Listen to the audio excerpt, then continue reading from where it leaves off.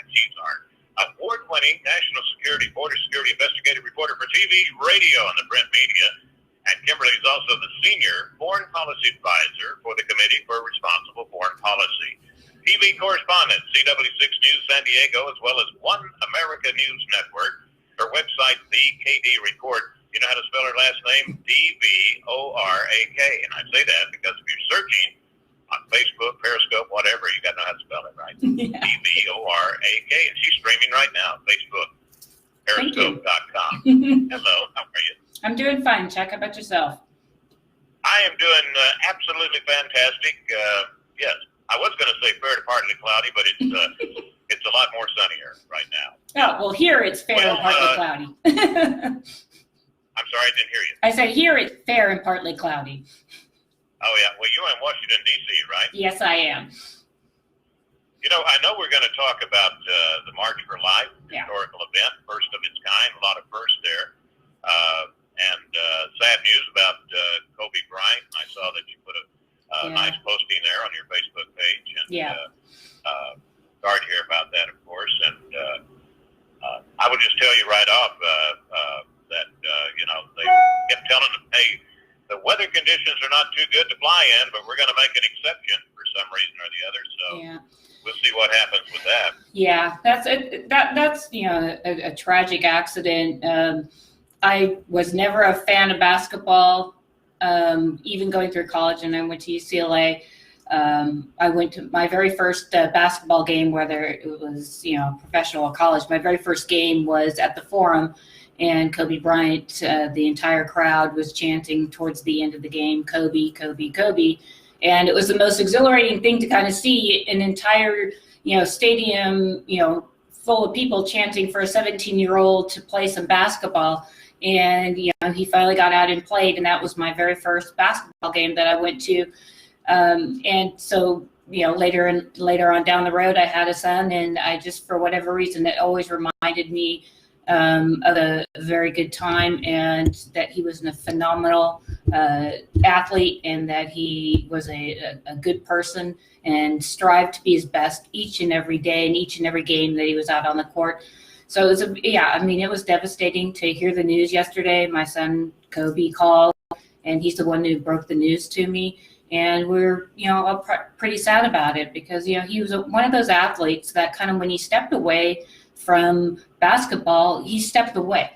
He became involved in his kids' lives. He coached his kids playing basketball and such, but he didn't go back and try to like worm his way back into the basketball. He kind of like had a 20-year career, walked away gracefully.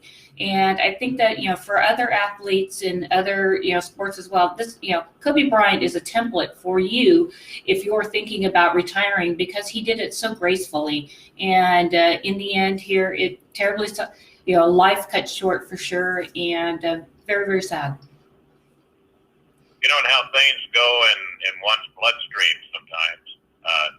His 13-year-old daughter, Deanna, which was also on the helicopter, they called her a prodigy. I mean, just fabulous basketball player. Yeah, and they were on their way. I mean, the WNBA does not get a lot of coverage in the United States. They don't have a huge fan base, but Kobe was making it his, you know, new mission in life to, you know, get involved and show that young girls can play basketball, and, you know, put the, you know, the WNBA up on a bigger platform, and, you know, show their talents a lot more on a, you know, national basis as well as an international basis. So, I mean, he was set to kind of push this effort forward, and was very proud that his daughter took to the sport and loved the game and had talent for the game that he had. They shared a lot. You know, I guess if you look at any consolation, at least she was with her father, and at least he had his daughter. I think you can kind of look at it that way.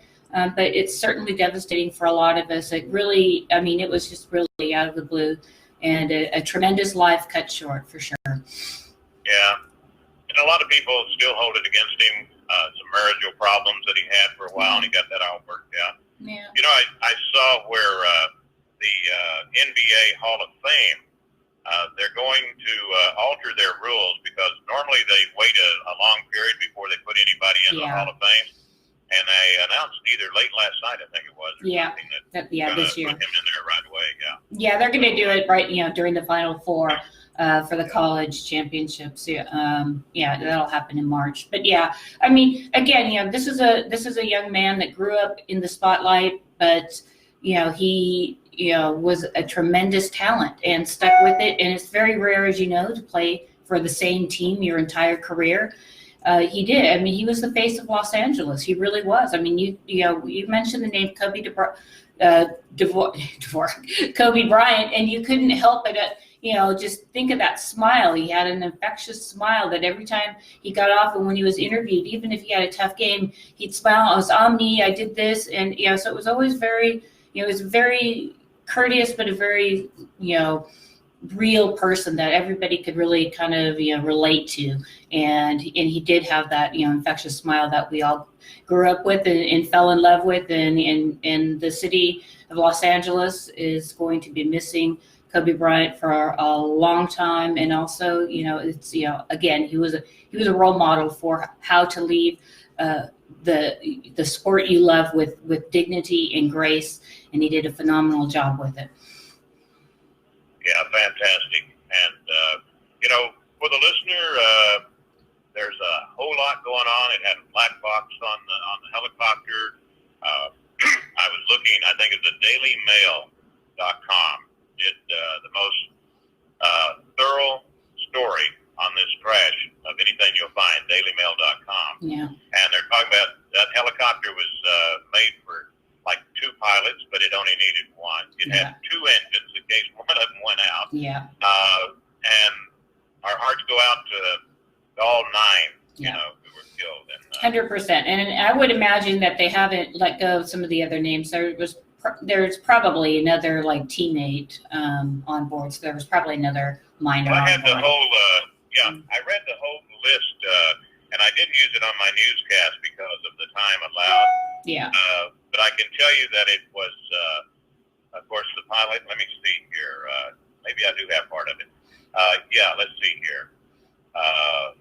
The daughter, besides Kobe, the daughter, okay, her teammates, Elisa Altobelli, Peyton Chester, also on board, Lisa's parents, John and Carrie Peyton's mother, Sarah Chester, and their coach, Christina Masur, and then the pilot. Yeah. All those were the names. Wow. And so I guess they were on their way to his basketball academy. Yeah. In Thousand Oaks. Yeah. Yeah. Yeah, again, just terribly sad news. It reminds you how short life can be.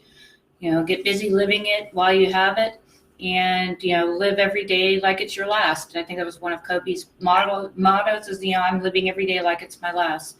And we never thought that we'd see his last, being older than he was.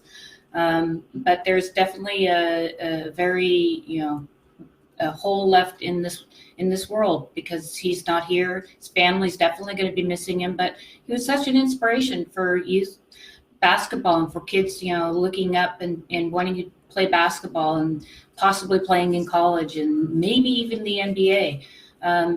Kobe Bryant, I mean, we've seen the NBA kind of go downhill the last few years, that Kobe Bryant wasn't involved in it. I mean, he was definitely the anchor for that sport, and hopefully they'll kind of get themselves back together and start, playing like the athletes they're supposed to be playing in the NBA instead of trying to be, amateur politicians and taking up their political causes, because the NBA and the sports and the camaraderie around that is what really made that sport great.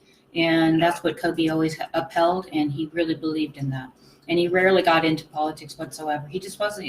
This is basketball, and this is my life. Period. Yeah. Yeah. Well, hey, I certainly appreciate your input on this, Kimberly. And, Yeah. anyway. Very sad. Hey, listen,